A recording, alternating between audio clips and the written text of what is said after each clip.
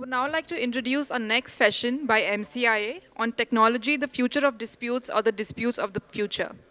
I would like to invite on stage the panelists for this session. We have Mr. Rahul Matthan, partner at Trilegal as the moderator, Mr. Dhyan Chinnappa, senior advocate, Mr. Mohit Abraham, chief legal officer at Peak XP Partners, Ms. Rupa Lakha, partner at Osborne Clark, and Mr. Varghese Thomas, partner at JSA Advocates and Solicitors. Good evening, everybody.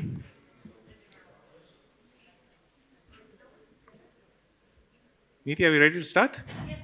Okay. Good evening, everyone. We're here to discuss a two-part topic.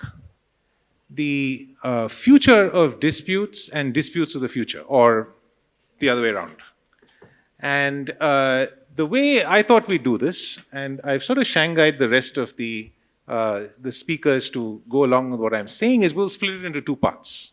We'll first discuss, perhaps, sitting where we are, what can we envision as the future areas in which we're going to need to think about dispute resolution.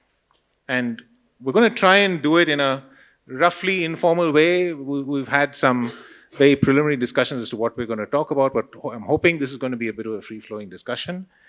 And then after we've gone through that bit, where we're sort of looking, as Dhyan says, into the crystal ball and trying to figure out what the disputes in 2030 are going to look like, maybe we can go a little more into how the actual process of dispute resolution is going to evolve. And I know you've had a session on ODR before, so we're going to hopefully steer clear of ODR, given that there are experts who are actually doing it. But even beyond that, are there other ways in which we can reimagine the process of dispute resolution? So I think we can start perhaps with the basics. And Rupa, I'll turn to you to kick us off. The basic dispute that we all face is disputes in relation to commercial transactions. And commercial transactions could be very simple contract disputes, but contracts today are complex because contracts sometimes involve machine components where some part of that transaction is actually performed by an e-commerce platform or is performed on a blockchain, or multi-parties who have agreed to come together because their APIs talk to each other. And then, what are the liabilities in those contexts?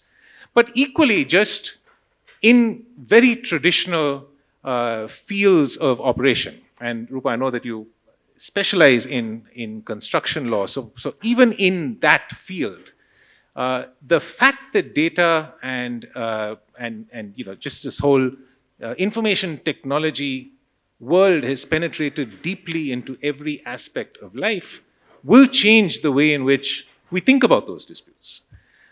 So my first question to you to kick us off is, just starting with the basics. What would disputes in the future look like with general commercial transactions, more specifically on construction, and anywhere you want to go from there? Great. Okay, thank you. That's quite a wide remit. But just in terms of the future, so construction disputes and construction projects, certainly the type that I work on, are generally large-scale products. So there could be anything that goes wrong in the built environment. So you've got major infrastructure projects like bridges, tunnels, stadium. It's very fact-heavy and it's very technical, no pun intended, given the talk, in the traditional sense. And often you spend a lot of time, a number of years, building up the disputes, and you will have disputes in terms of issues of fact, and then disputes in terms of the legal issues. So we spend a lot of time going through lots of documents, and it's very document heavy.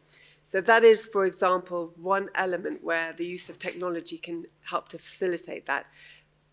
In pretty much every talk that I give, construction related, when I'm talking about a delay claim, or if we're talking about who's liable for defective design, etc., the key message that we give to consultants, to give to clients, is get your records in order. Make sure your infrastructure from an operational perspective is in order, and then you probably won't need lawyers. and they're still deficient. So I've got a delay claim going on at the moment on a major project, and there are just gaps in information. So some of the things that clients are now putting in place is using sort of drone footage, real-time capturing of what happens on a project. So actually, when you get to the end of it, we can know that if somebody's saying, look, the piles weren't completed by the 1st of June, we've got the data to see when that happened, right? So what I'm envisaging is by having some of those tools, you are going to narrow down factual issues in dispute because you're going to have a better data set, which is facilitated by the use of technology. In construction, we also use something called BIM, which is Building Information Modeling. So that's a live piece of software that's used during the course of projects where designers from all different disciplines are plugging into that model. So that anticipates an area of clash, for example, or if there is a risk. So if you're using technology like that, you are either reducing those issues from arising because you're eliminating risk pre-dispute stage, or you're gathering factual data such that actually you are limiting the factual issues in dispute. And that's going to get better. So that's how I can see that process being refined. I'll just give you a live example on something which is happening now. I'm working on a case which is major defects on a tunnel. I've been working on it for 7 years. Years? 7 years. That's not digital timescales. No, like proper, see, all count the grey hairs on my head. It's down to this tunnel.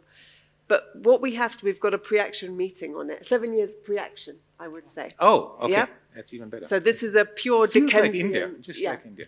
So we have a pre-action protocol meeting next week on Thursday, and the other side has just failed to engage, right? And we've told them so many times, just come to the tunnel, you'll be able to see. And their strategy is just, this isn't us, this is you, it's all you, and we're not coming to the tunnel.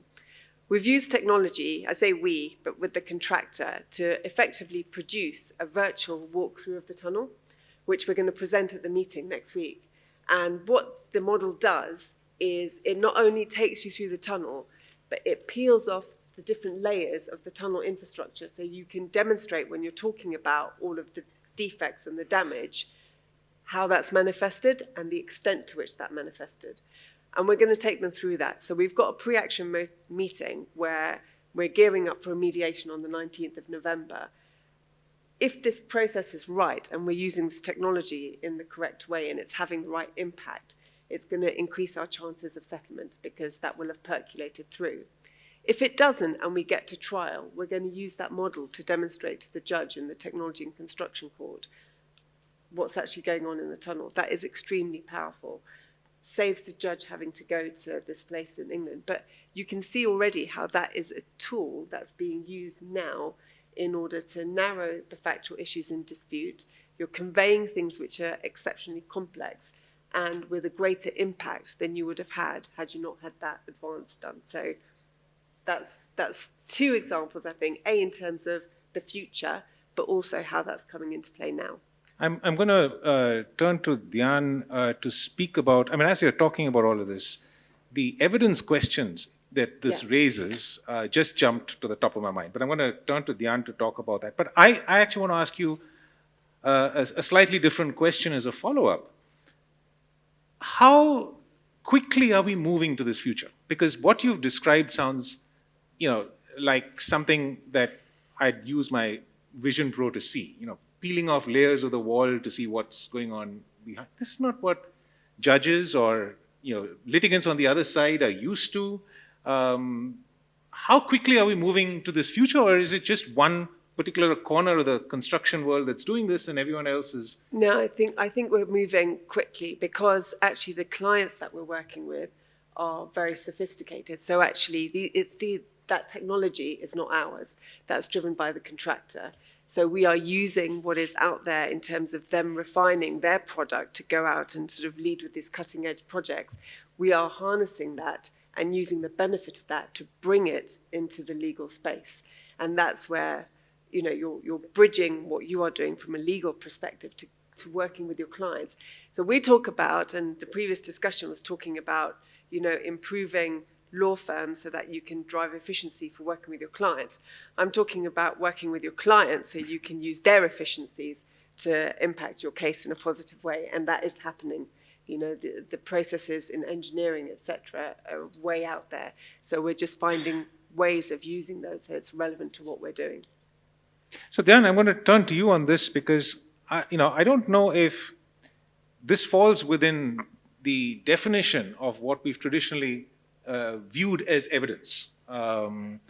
Immediately, I would say, what if the contractor has just come up with a very sophisticated movie that portrays something which is to their advantage, but not to the advantage of the others. And we just don't have the tools, the traditional tools for cross-examination and things like that. When you're presented with this, very appealing movie that seems to portray the truth, and I think that as we get into a world where this sort of technology is very much part and parcel of the commercial reality that the litigants are operating in.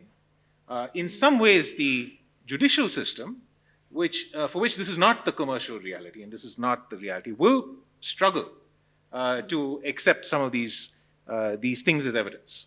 I don't know if there's been any such movement in India and the Indian courts. Are there any examples like this you can talk about? But I think, just in this world, what is evidence going to be?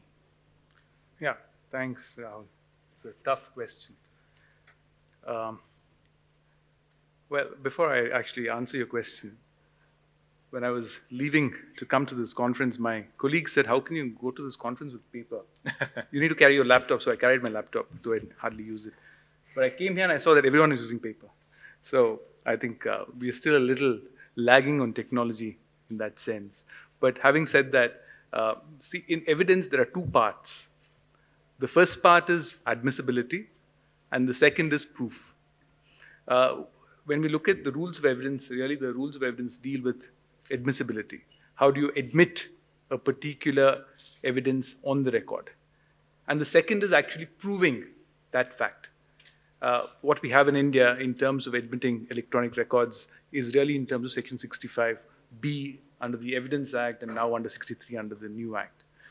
In all of this, you are only looking at how the evidence can be looked at by court. It hardly is of proof. So when Rupa says and speaks of this model which is now presented in a software which is then looked at, or you look at a virtual way of looking at a particular bridge or a tunnel, that fact will have to be proved. And to prove a fact, you will need someone, an expert, to speak about it. Which means that although you may admit it as evidence, because it exists, the person who created it will have to come and speak about it. And without actually someone speaking about it, at least as jurisprudence stands today, unless both parties agree on it, on that being an admitted technology or an admitted piece of material which can be relied upon, it will be necessary for an expert to speak about it and prove it. And that's where the difference really lies. But, I can't remember the case because, I don't go to court as often as the rest of you guys do. But the whole case around 65B, now 63, was that there was some precedent where there was this requirement for someone to come and adjudicate. But essentially, what 65B talks about is something which is, by its definition, proof of the sanctity of the evidence, in the sense that it is digitally signed. A digital signature is one that cannot be tampered. If you tamper with it, it actually, the document, there's evidence that the document doesn't work. So the question I ask you is, at some point in time, we're going to get past the need for someone to stand up and prove that the technology works. Because the technology by itself is designed to be proof of itself that it works. How does that, because, at least as far as the Indian courts are concerned, I think we're stuck in that everyone has to prove, because you've got to now get a certificate, print it out, someone has to attest it saying that this computer has not been tampered with, which is really going back to the dark ages. And this is not preparing ourselves for the future of evidence. So, I don't want you to perhaps get yourself in trouble by talking about a decided case. No. But, what is your view on this trajectory? How do we move to the future? When 65B came, they contemplated a unique scenario. And that was because no courts were looking at digital stuff. They were looking at paper. So you are printing an email and presenting it in court. So when you present that, how do I know if that's the correct email? To which you file an affidavit, which is really, in some ways, proving a secondary fact because you've printed it. The primary fact or the primary evidence is the email in soft copy, Digitally signed, whatever, or digitally signed or not digitally signed or whatever. It's just an email. It could be digitally signed or it may not be digitally signed. And given the manner in which sometimes documents seem to undergo a change between the time it's printed and it's presented in court, there is a need for someone to certify it. And that certificate is what we have as 65B, nothing else. But then the fact is, 65B certifies it as secondary evidence, not as primary evidence. Primary evidence is really the laptop, which you must then present it in court. And if you look at 63 now, it says even if it's copied on a digital media, the digital media also is secondary evidence. So it's not primary evidence. So the law as it stands today in India, you will not be able to prove what you want to be proved by simply producing the document or producing that material before the court. But let's say in a few years where everything becomes online and someone is able to access that online resource sitting there as a judge, if he wants to check if it exists and is able to check from his laptop as to whether it exists, well, may just be dispensed with because everything is in the cloud and therefore you can't really say it's on one person's computer. Yeah. So if it's on the cloud, then you just have to be able to access it, see it, verify the correctness, and then say it's fine. Sorry, go ahead. Yeah, but all of this is really confidence building in some ways because the court must have the confidence that the document that you've produced is the real document. But if you look at how things work in commercial disputes, that really isn't a big problem today because if you produce hard copies of documents, you have the other side to either contradict it or accept. And you now have admissions and denials. So if you admit the document, it exists, but the contents may have to be proved again. I'm talking of straightforward commercial disputes where you use email as a means of communication. So today, if you look at the law as it exists, what you want isn't there. But yes, it will improve over time, and then over time you'll see the change. But today, it doesn't exist. So, Varghese, you want to hear? yeah, just to add to that, I think as Dhyan rightly said, the 65B came out 20 years ago, correct? And 63 is pretty much a derivative of that. So while 65B may be for the purposes of certification, documentation, etc., ultimately, if we are looking at, let's say, a dispute on the metaverse and an asset over there, it can't be 65B. It's got to be a separate document of title to that asset, whatever that document of title is. Maybe it's blockchain, maybe whatever it is, it develops into. And it will be evidence of that nature. So I think the time, as Dhyan rightly said, today 65B has a very, very limited regime, limited use. Where we're going will have to be altogether a new regime. It can't be 65B, which is outdated and So purpose. given that 65B or 63, Yeah. it's this new law. I can't keep up with the new. But given that it exists, can we overrule it? Can we overlook it? Can we just jump straight into the metaverse and say, look, we're going to have a different form of time? See, the trouble I have is that a digital signature certificate is computationally provable that this is untampered evidence. If you can think through what that computational guarantee is. Now, unfortunately, our judicial system does not leave the door open for computational guarantees. They want what Dhyan was talking about, admission and proof. And both of those are bundled into the computational guarantee of a digital signature certificate. And the panel that we had earlier on ODR, quite frankly, if you are doing disputes at that scale and velocity, you do not have the time to be sitting and putzing around with admission and proof. Not at that scale. So, I was going to go to you later, but since you've picked it up on digital assets, on cryptocurrencies, first just address this particular issue, and then what are the disputes of the future? Yeah. Because that's a very, very interesting, and we're going further and further into the future. So, lots of pressure on you, Mohit, to just take us. I looked at the topic, and when we were having this pre-chat, I thought being a futurist is the easiest thing because you don't have to say it's subject to limitation of liability, subject to fees being paid, liability of that nature, because you can say whatever you want because we don't know where it's going to go. Right? So I think, in terms of future of disputes in the tech space, I think it all comes down to how do we use our analog laws for this digital ecosystem, right? I mean, you take the simplest thing of service of proceedings, correct? Let's say it's a crypto fraud, a dispute which is out there. Who do you serve, right? Because he's got a digital identity of some nature. It's not your human analog identity that we have. Who do you serve? And I was reading somewhere, so for example, in the UK courts, they now say that you can do service through NEFT, right? I mean, in the sense that you can just sort of airdrop it into the wallet that was last used, correct? So that's a progression. But I mean, we have such a long way to go in terms of service. You can imagine a judge here saying substituted service, published notice, what's going on over there. You have to paste it on the wall as well. Which wall are you going to paste it on? Public advertising. Public notice, what do you do? So from service to identifying who the defendant is, correct? So is it going to be, fortunately, at least in IP suits now, you can do John Doe litigation. Bombay is called Kishore Kumar. I don't know what it's called in Bangalore. Ashok Kumar. It's Ashok. Ashok Kumar. Ashok. Oh, here also is Ashok Kumar. It's Ashok Kumar. All All over. over. Okay, yeah. I think- So you have Came Ashok the Kumar. So who is it, right? And who is the defendant?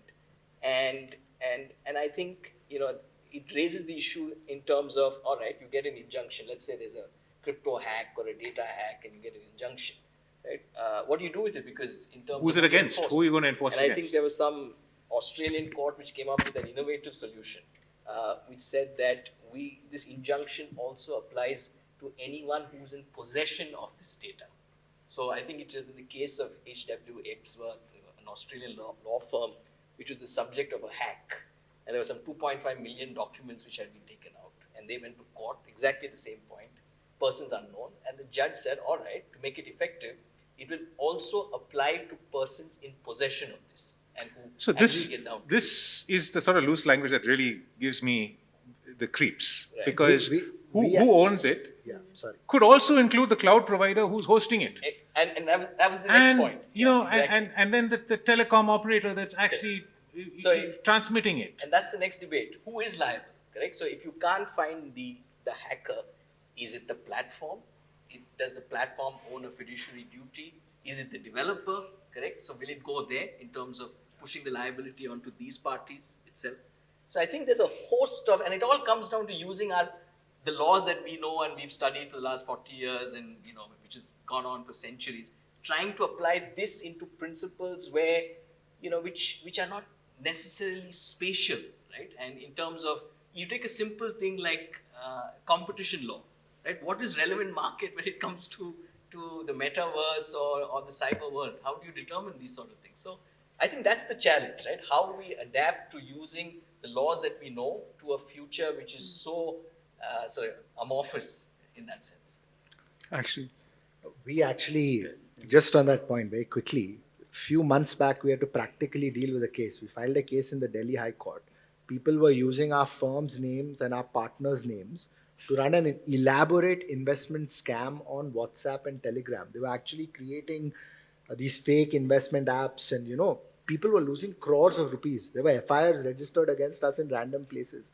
So we actually moved the case in the Delhi High Court against Ashok Kumar's, but we also had to implement the platforms, Meta, Correct. Google, Meeti, everyone. So directions are passed, so it's removed. So sometimes you're faced with this, and courts, how else? These are unknown people. They're going to vanish. And this is how one has to deal with the analogous laws in this It challenging may time. have been to P15, but so many. I can tell you because all in the public. Yes. Temasek has faced this. Any of these big name investors, their sort of names and reputation have been abused. So it's very, very common now. You want to say something? I was actually wondering on this issue of service of summons. It's not just a national problem, it's an international problem. The only convention which is there is the Hague Convention on service of notice abroad. And that requires you to do it through a designated authority in a host country. And what is abroad? Because when you're on Yeah. the cloud, you're You're on the cloud. simultaneously abroad But- and in India. I don't know, how it works is you're sued in India, let's say. and and you know the party concerned, and he's living in the US. So you can't serve by email. Yeah.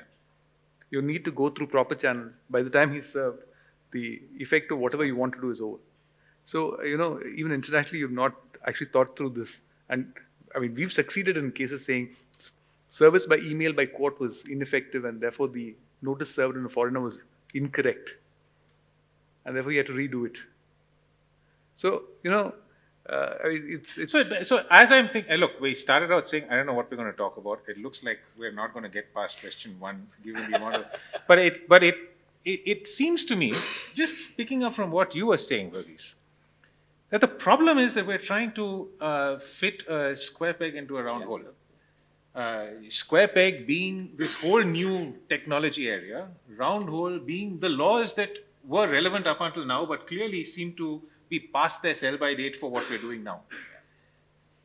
I think there's a book in this. You're going to write it.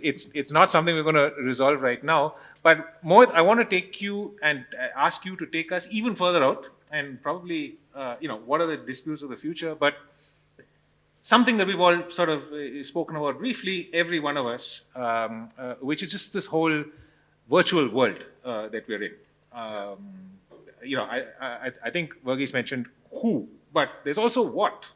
We're now in an age where people have auctioned for literally millions of dollars, pounds, an NFT, which is nothing, literally nothing. It is a virtual, something or the other that when is Jack Dorsey's tweet, for example, I think it was sold for millions, and then the person wanted to resell it, and he got some $70 for it because Jack Dorsey was not so cool anymore, or NFTs was not cool anymore. How in this world where nothing is real, but it is valuable to people, whatever is valuable to people can be copied infinitely with high fidelity. So there's no such thing as primary evidence and secondary evidence, because the secondary evidence is identical in every way to the primary evidence. There's no gold copy and silver copy because everything is a gold copy. There's no difference between the copy and the original. But still, there is value being created. There are places on the metaverse where people are buying real estate. There was a time during this thing called Second World where law firms set up offices in Second World. I have a feeling that that's going to start happening in the metaverse if Mark Zuckerberg can get his attention back onto the metaverse and off AI. So, there's all of this stuff happening. And in the middle of all of that, we've got very, very old, centuries old intellectual property law, which is the closest we've got at this point in time to an intangible property. So, I mean, as you deal with tech companies that you're investing in, how do you think about these issues? And what are the disputes that you're perhaps starting to see already in that area? So, I mean, on a lighter note, on the NFT point, as a fervent capitalist, I believe it's a good thing. You lost money, you learned your lessons, everybody learns their lessons. So that's just how the markets evolve, and it will penalize poor judgment. But that apart, I think, Rahul, this is obviously a super important issue. And obviously, mainly it is in regard to how we are seeing AI evolve and the speed at which it's evolving. And this is a classic case where this analog old IP laws are now coming in touch with this absolute new beast. So let's just think about it. If I go to a library and I'm a super hardworking person, I have my team of people, and we all sit down and start manually taking down notes, and out of that notes we create a new piece of either research which has some original thought, but it relies a lot on this research that we have done, or it's in a way it's deriving a bit from all of this research. We would never have a problem with it. In law school, we used to write papers, we put our footnotes and all of those things. Suddenly, if you put a computer or a learning machine model which is doing the same thing, why should that be any different? Now, logically, if you speak as a lawyer, this is how we make our analogies, and we are like, no, it should not be different. It's the same thing. Just because you're putting a machine there, why should you have a different standard that what ChatGPT is doing is bad? And now, you have the New York Times that has actually sued ChatGPT. Numerous other publication houses have also sued them. Basically, the point is you are training your machine through all of our data, and it's reproducing our data. So now you have a situation where you're trying to put your fair use concepts, which is what ChatGPT is going to use as a defense. Like, is it a transformative or a duplicative output? That's a question that's going to be asked. I think it's going to be very difficult for the New York Times. I mean, this may be a controversial point. Many people may disagree, but it will be difficult for the New York Times to say that this is duplicative because it's adding some elements to it from different places, not just the New York Times. Is it very different from a creative piece that the New York Times has created? It's one thing if Harry Potter has to be replicated. That's a clear case of infringement. But if it's about a debate between Narendra Modi and Rahul Gandhi, which has now been summarized, which ChatGPT happens to learn on, is that a problem? Maybe not. It's going to be very hard, at least I think, for the New York Times to make out that case. These are the typical tests of fair use. Is the new product substantively going to replace the old product? Is it like a replacement of the New York Times article? Maybe that's a place where New York Times could say, yes, nobody's going to come and see my entire product. And finally, it's going to look at the amount of text you have actually used to learn. Is it the whole article? What have you reproduced? How much of it have you reproduced? So when you look at all these things, it looks like the whole machine learning piece, when you're putting it on top of it, it's going to become very, very difficult for original content creators because it goes back to the basis of IP laws. You're incentivizing people because they're going to be protected. The IP is going to be protected. So I just feel that the existing framework of IP laws itself may be totally inadequate for this new kind of technology we are now seeing. One has to Don't be, I mean, that's on the flip side. Yes. And I know that you have invested a lot of money in AI companies and you want to protect your investment. But yeah, of course. On the flip side, the poor artist, and I want to now switch from New York Times, because of course, New York Times is a very wealthy, owned by a very wealthy family, and we have very few sympathies for two big, extremely rich people slugging it out. Yes. But a poor artist, and I want to move to art. Yes. Because unlike text, there is a style that an artist has. Correct. And what apps like Midjourney and DALL-E are doing is actually copying that style. And this poor artist who makes a living making webcomics or something like that now finds that you can just go to DALL-E and you can generate a webcomic in the style of this artist. Yes.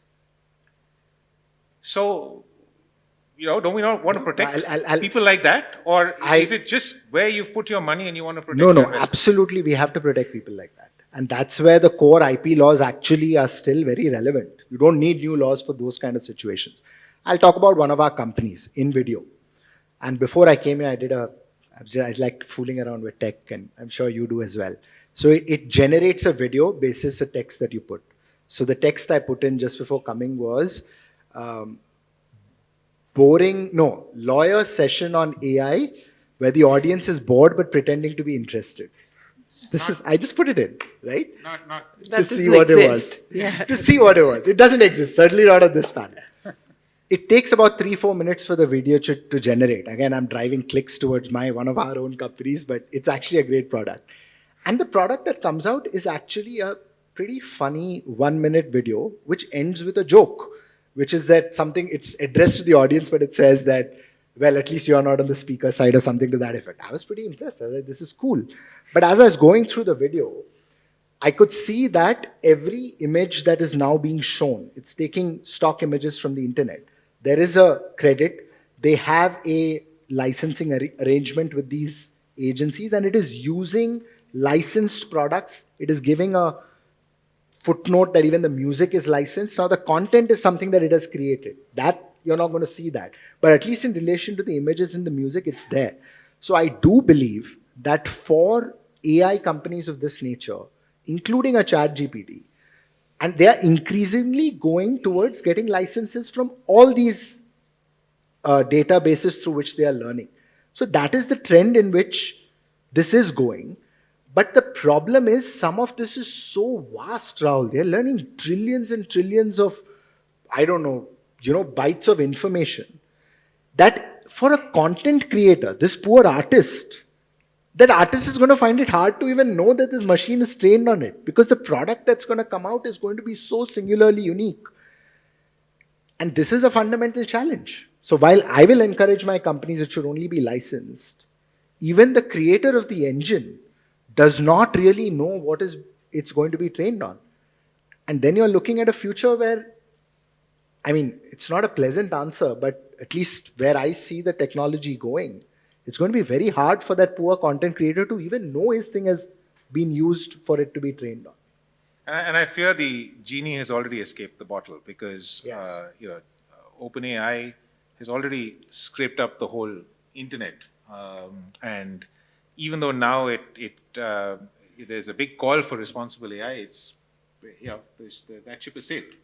And The so only it's last thing I'll say is, again, in the US, almost all these cases, at least I feel, will get settled. So how many of them will actually result in precedent, which will again push it towards some form of regulation of the industry, especially when it comes to these specific issues. So, just one question for the entire panel, and no pressure. Anyone who wants to answer. But we've had technology causing great tectonic shifts in the way in which society works. We've had electricity really transforming the industrial capacity of people, and the Industrial Revolution resulted in tremendous progress for all of society. It feels to me that AI is something like that. It's a big tectonic shift. But unlike electricity, and of course electricity caused its harms to the industrial working class. We didn't have labor laws. We had to quickly on our feet come up with new labor laws to take care of the working class. And all of those things. I'm reading a book right now called The Politics of Time, which essentially says that the entire world used to be on what they call agrarian time, which was really no time at all. It's basically when the sun rises, you go and you do the field, and when the sun sets, you come back. But with industrial time, everyone has to be in the factory at the same time, because you can't start that conveyor belt until everyone is there, and change the whole way in which we work. And now the book says that we're on tertiary time, where no one is on the same clock. Everyone has to work. There's no holiday. There's no time off because your phone, your office is always on.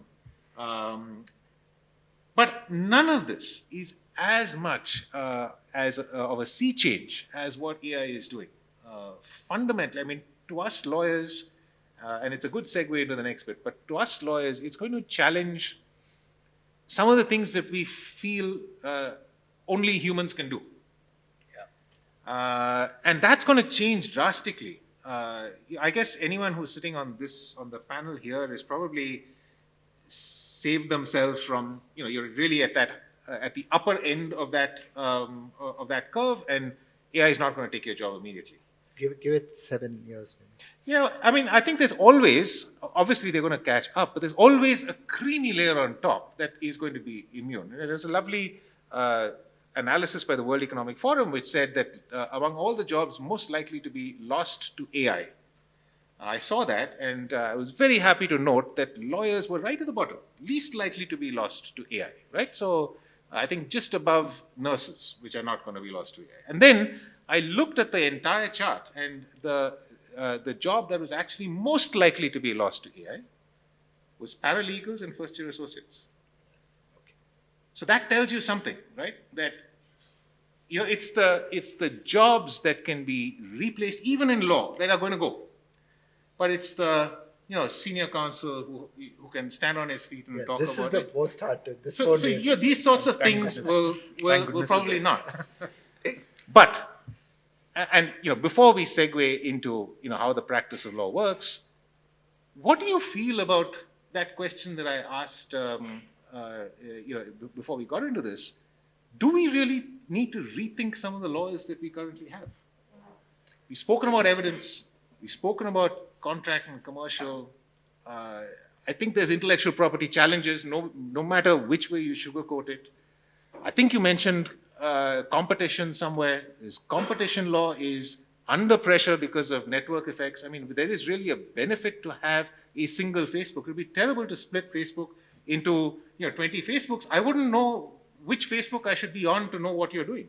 And there is a challenge with network effects. So are we looking unlike for electricity, are we looking at a period where we're going to have to just rethink the laws that that have governed us for centuries to find a new set of laws to work? So, anyone, whichever order you want, whoever wants to say something. No, maybe I'll start. Yeah. Absolutely, because as I mentioned very, very briefly, we just take the whole idea of the relevant market, right, on this metaverse or global, cyber global network, whatever we want to call it.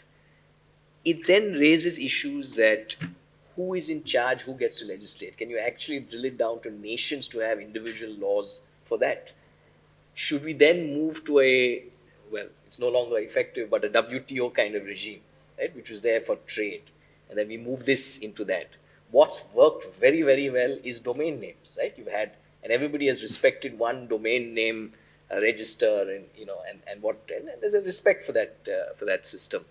So I think it's going to take a lot of thinking. Unfortunately, we're moving away from a multilateral world with all the geopolitics which is happening, right? So it's going to be difficult to get people back together to say that we perhaps need a global regime, much like international trade. This is a much larger beast than that.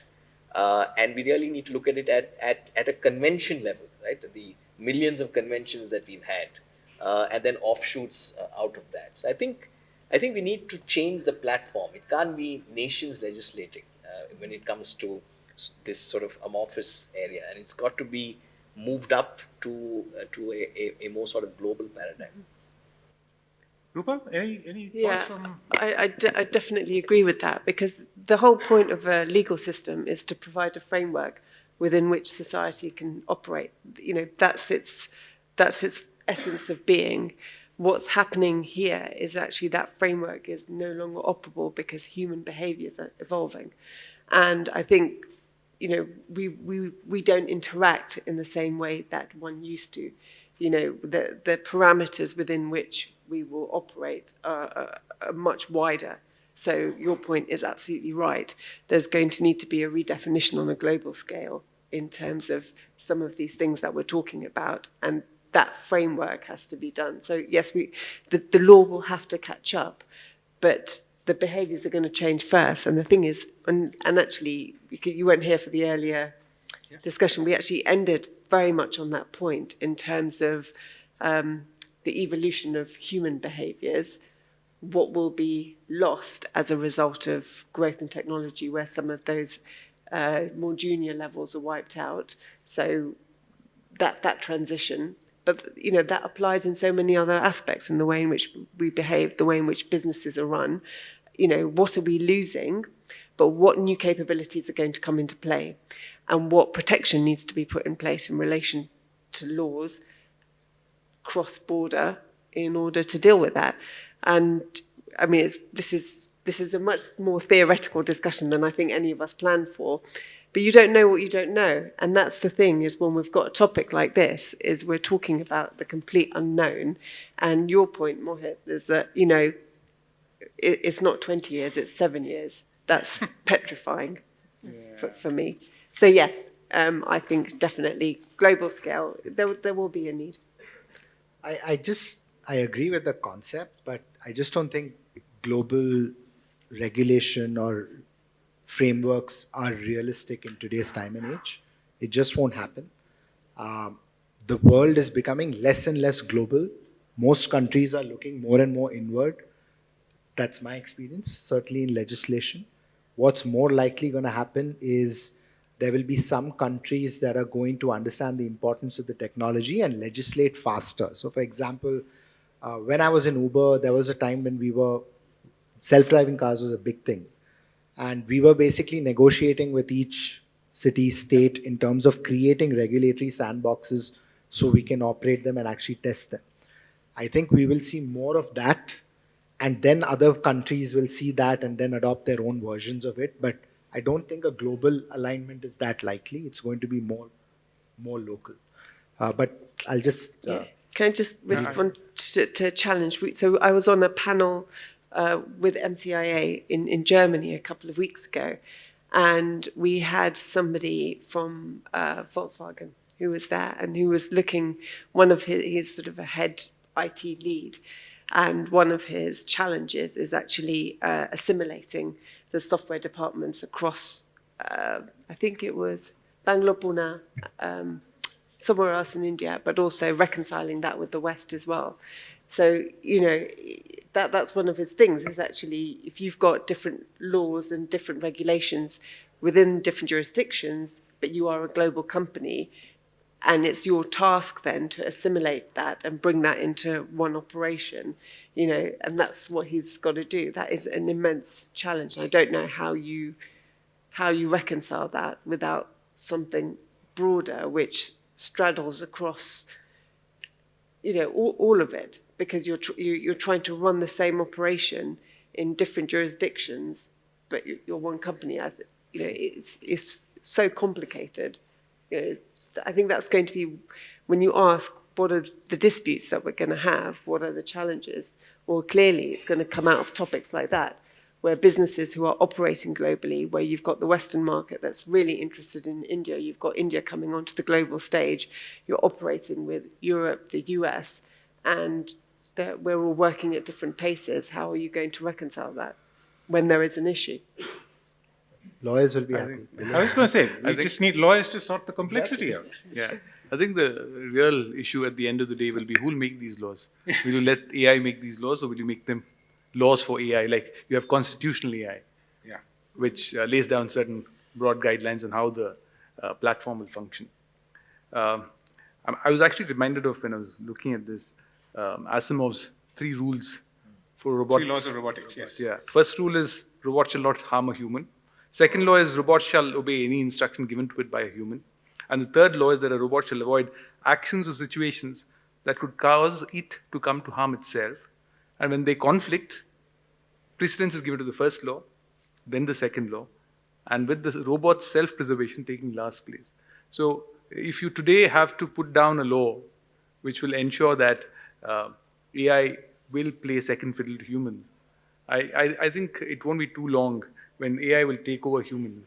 And, you know, like Harari says, you'll create either a cyborg which will have a human brain and the body of a robot, or you'll create an inorganic kind of a organism which will run on artificial intelligence. And you're looking then at Terminator.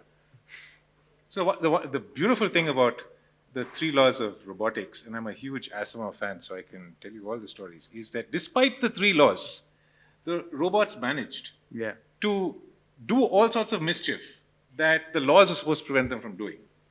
And I think that is a good sort of way for us to segue into the next bit. I promised Neeti that I would stay on time, so we've got not much time to finish that second question. We also wanted to talk about what dispute resolution would look like in the future. And we imposed a constraint on ourselves, which is that we would not talk about ODR, which is already spoken about in the previous sessions. So, Dhyan, since you've just come straight off a virtual hearing, I wanted to turn to you first. What are our courts doing that are different? What are the ways in which we can think about using technology to do dispute resolution in a different way? And then, you know, perhaps I'll turn to you, Rupa, to see how it's happening in the UK, and then we'll carry on. See, I definitely am against AI judges. I still want the human element in judging. You can do everything else. You can, you see, the Supreme Court has started something called AI Saransh, which actually is a software developed on AI-enabled LLM software, which ensures that you are able to precisely write a large bit of information and present it to the judge. Then you have another model which they have started, which ensures that judgments of the courts are translated into local languages simultaneously, so that it disseminates far and wide. Then you have the Kerala system, which have started something called ON courts, that is open networked courts. It's still at a pilot stage, but the idea is anyone can log on, know where his case is, can ask for an adjournment of a hearing, have a date fixed on another date, so that the system of delays in courts are reduced to the maximum. How it works is to be seen, but it is there. Estonia has an AI judge. You have China, which has internet courts. Therefore, you are looking at so many changes which are coming about. But at the end of the day, I always feel the element of humanness is what is lost if you focus entirely on AI decision-making processes. Well, it should help you maybe shorten time, where you can put evidence together, give you notes, give you options. I don't think it's too far away to see that at one point in time, you can file a petition and AI will give you all options of how you can decide. And then the judge chooses the best way possible for him to decide that case.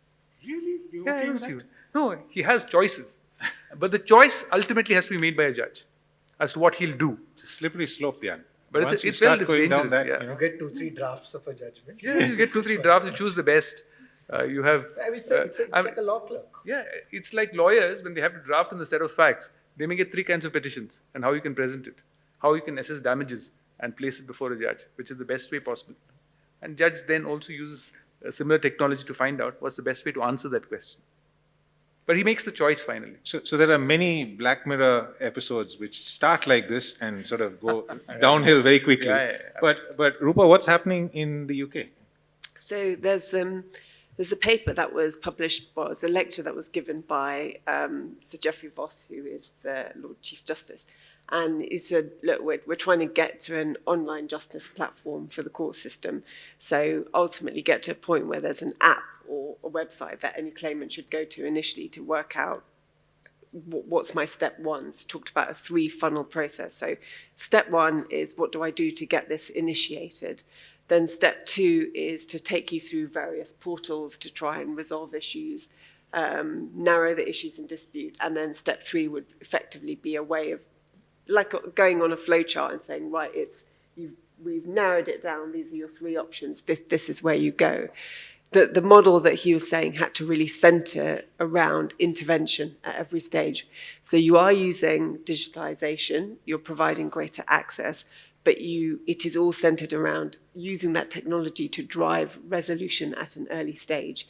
And that's sort of the key priority, I think, and using ODR, but also different forms of ADR, having people give early neutral evaluations earlier on in the process, or allowing for mediations earlier, and just smoothing out that process so that there's a digital pathway to follow more readily for people taking claims to court. And certainly for things that are more straightforward, that should eliminate that and get it done quicker, leaving, which I think is ultimately where we're all trying to get to, the really complex brain-stretching cases, freeing up the space of those real specialists to focus on that. So that's the anticipation.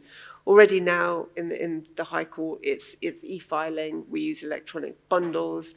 We use external providers in terms of doing electronic disclosure. All of that is now part and parcel of life, and that is very, very much the way forward. Internally, within law firms, we've got something, so I'm a partner at Osborne Clarke. We've got an offshoot of our business, which is called OC Solutions, which actually I found out last night. They won, shameless plug, but, Innovation Firm of the Year. They've been working for 10 years about developing different tech and innovation so that we are driving processes quicker. So that's not exclusively Osborne Clarke, but that is the type of trend in terms of how do we work with our clients so we can get hold of that data sooner? How can we get rid of, how can we analyze a whole load of documents quicker? All of that has been in play for a long time now, but it feels like this is a turning point. There's a real handle on that now. So that is very much the way forward from an English perspective, and that is well underway. And I don't think there's any turning back from that. No, and you wouldn't want to. Yeah, no, I mean, I think that's really, that's something we can all agree. There's far too much of our time is spent doing stuff we shouldn't be doing. And if AI and technology can get that out of the way, then that would be great.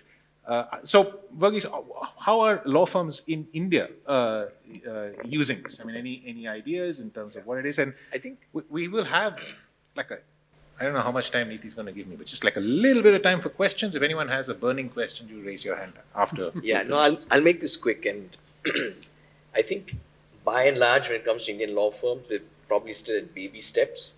Our peers and competitors may say various different things, but I think it's still baby steps.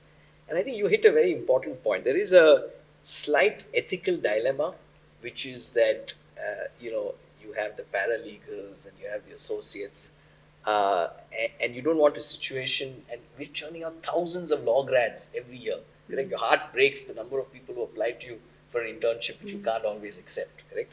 So I think we have a slight ethical dilemma as to where we go with this. It is important that there is a societal sort of aspect to it itself in terms of redundancy, which needs to be balanced. I think so. That's just one part of it. The second is trust in the result. Right? So what do I mean by that? Now, some of our NCLT orders are indecipherable for an average human being, right? I mean, some of the language, what it meant, the translation, there is a hidden meaning which you need the human element to be able to decipher, correct? So I think there is still an element of, can I just leave it all to AI to actually do the case law review and come back to it? Because as you know, we're not a sort of homogeneous society when it comes to language skills, and there will be differences in meaning, differences in interpretation. So I think there is still an element of trust in the system and the result. Let me put it that way. That still needs to be bridged. All the other stuff, I think, which Rupa said, of course, you can get there in terms of discovery and pleadings and stuff like that. But I think these two aspects, the redundancy factor and where we go with that, we're churning out thousands of law grads. I mean, what are we going to do? And trust in eventually, can we actually rely on that result because of the uniqueness of India and judgments which come out and orders which come out in India. So when I go to law school for pre-placement talks, I tell them, I'm sorry, but the world is very different. And if I don't tell you this, you're going to get into a law firm and realize that someone else is taking your job and it's a machine. But I completely appreciate that's a very serious point. So Mohit, I thought I'd talk to you about and have you talk about like legal tech, and then I realized you didn't even know that this wonderful piece of transcription it's amazing. is happening, and I'm just watching it as I'm speaking. Say accurately, it's amazing. Actually, it's happening, and now it's going to go into a recursive loop. And but what is the coolest legal tech stuff that you're seeing? What is it that none of us have seen that we can see coming down the pike? What sort of things can we expect? And once again, if anyone has a question, just raise your hand. We'll do. There's one question there, so at least we've got. No, I'll keep it quick, Rahul. I think whatever cool tech you would have already seen, some of it you have been playing around with. But as of now, the coolest thing I've seen, and I'm sure there's other stuff, I've heard of cooler things, but the coolest thing I've seen is, similar to Harvey, we now have Sarvam's A1. There are others as well. Basically, what these things are doing is, the thing I find fascinating about law and AI is, law is very vast, but in a way it's finite. The number of statutes are finite, the number of judicial decisions are finite. So it confines the world. It's actually a very ideal world for AI to actually work and run. So when I'm using a product like A1, you're putting the questions in. I'll give you an example. We faced a little tricky situation, some RBI FEMA matter, fairly boring, but a complex issue for us. We reached out to 2 law firms and they gave, the response was, there's no clarity on this. AD banks are taking different positions. You should consult with your AD bank. This was basically the question, and obviously I have to pay money to my lawyer. I'm sure if it was you, I wouldn't have to for such a simple question. But you still have to pay me the money. There's no question about it. Come on, Rahul. I thought it was better than that. But anyway, the point is, I put this question in, and I was expecting, like, how is it going to give this kind of a response? Very, very specific AD. It gave me the same response that I got from 2 law firm partners. The same response, which was a no answer, like, we don't know, you go speak with it. And it really, no, it couldn't. It has no access to any of it has its own systems from which now, whatever it has learned from that data set, it was a very an eye-opening moment for me. Because here I've engaged with senior lawyers who have actually spent an hour of their time genuinely researching to give me this view, but I got it in minutes here. Similarly, what this system can do is also, it trains on my documents. So the finite world is not just judgments and statutes, it also knows my forms. It will know the forms of Trilegal, or it will know the forms of JSA or Osborne. And it is now able to generate very specific documents which are unique to me, which are relevant to me. When I get a markup back from the other side, it is able to tell me what is different from your standard position. These things are extraordinarily useful. So I genuinely think, as you said, the role of the initial set of associates is under a genuine question mark right now. The judgment which a partner is exercising is still very valuable, and there is no replication for senior counsels who are standing and arguing in court. But are we headed in that direction? If it can give this kind of an answer, why can it not give an opinion? So again, I'll wrap up with this last thing. I think, again, coming to regulatory sandbox kind of issues, I do think there is a great scope for AI and these kind of tools to play in dispute resolution. Outside of this amazing transcription work that you're doing, which is fantastic. You use Sarvam AI, again, one of our companies, which is doing it in 10 local languages. Cross-examination, examination in chief, all of this gets transcribed. And imagine a judge being able to search that and, being able to query that itself and get opinions. It's very exciting. So the first part has got to be improving efficiency and trust. Once that is achieved, you go to the next. Why can't you have a mediation process where there can actually be an opinion which is given by AI, which lawyers on both sides are using and saying that, hey, this is what an independent AI tool believes. Guess what will happen before a judge? Let's settle. So I think that's the journey we need to go down. And I think the approach of regulatory sandboxes where some chief justice or someone is actually going to say that let's try this in this one Lok Adalat for a specific kind of dispute, maybe a motor accident, formulaic cases. And I think that's where we begin that journey. Good. Neeti, can I get one question? And since I saw Vikas's hand first, we'll take the other 1, 2, 3. Okay, can we just get the mic to them? Let's hear the question. No, say your question. Let's hear 3 questions and then we'll see. We'll keep the time. Don't worry. Sorry, a quick comment and then a question. In terms of the developments that are happening, I thought I'll appraise people of a couple of things that I've been very privy to in Singapore, for instance, where we're doing a lot of work. A little bit of what Mohit was talking about is already happening. In Singapore, in the small claims court, what they're trying to do is to make it dispute avoidance. So what they're enabling parties to do is to upload all of the case-related documents, and the system is going to give them an outcome which it thinks is most likely in that situation. And then advise potentially on what are the defenses they can take, what are the grounds that they can take, and enable that individual to make the claim themselves, potentially without involving a lawyer because it's a really simple case. Take that with another endeavor that they're doing with us potentially is trying to use transcription that we're using to convert the only data currently which is not digital, which is evidence and interviews and so on. So once they do that, what they're trying to do is to link everything potentially in criminal litigation from the time the accused reports, or whatever, the victim reports the complaint to all of the accused that are interviewed, all of the witnesses that are interviewed, all of them kept on record and then given to the judge to evaluate with exactly the same kind of querying capabilities that we now have with ChatGPT, except on a limited, trusted source of information. And that is happening today, and we are potentially working with them to implement that. Take that to the next step, which is another implementation we have, which is transcription linked to the documents. So today the Singapore courts are talking about having every single page of every single evidence having a unique code.